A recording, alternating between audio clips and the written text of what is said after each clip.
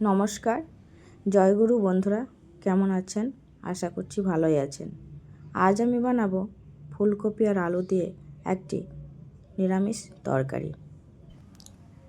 তাই ফুলকপি আর আলুগুলোকে আমি কেটে ধুয়ে নিয়েছি।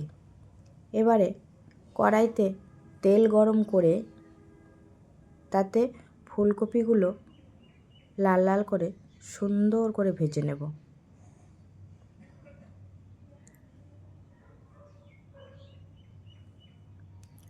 সেই জন্য দিয়ে দেব সামান্য নুন, তাহলে ফুলকপিটা একটু নরম হবে তাড়াতাড়ি, আর সামান্য হলুদ গুঁড়ো।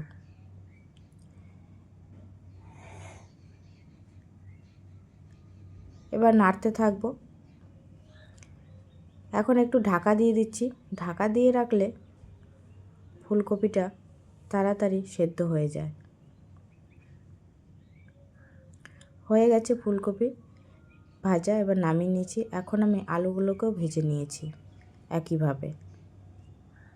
এবার কড়াইতে আবার তেল দিয়ে জিরে ফোড়ন দিয়ে দিলাম। খুব সিম্পল একটা রেসিপি, বেশি কিছু লাগে না। আমি ঘরোয়া উপকরণগুলো দিয়েই রান্নাটা করব। এর মধ্যে দিয়ে দেবো এবারে আদা বাটা,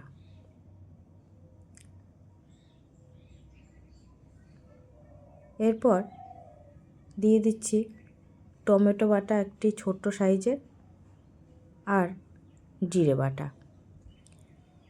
এবার দিয়ে দিলাম পরিমাণ মতো লবণ আর হলুদ গুঁড়ো। এটা দিয়ে নাড়াচাড়া করতে থাকবো, মশলাটাকে ভালো করে কষিয়ে নেব। কষানো হয়ে গেছে। এবার ভেজে রাখা আলু ও ফুলকপিগুলো দিয়ে দেব। পুনরায় আবার ফুলকপি আর আলু মশলা দিয়ে একটু কষিয়ে নেব। কষানো হয়ে গেলে দিয়ে দেব জল। দেখুন কি সুন্দর কষানো হয়ে গেছে।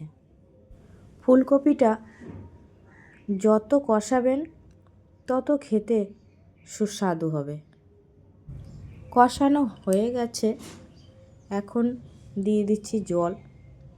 জলটা পরিমাণ মতন দেবেন, বেশি ঝোলও থাকবে না আর বেশি শুকনোও হবে না। দেখুন আমার কিন্তু তরকারিটা হয়ে এসছে। এর মধ্যে এখন গরম মশলা গুঁড়ি দিয়ে নামিয়ে নেব।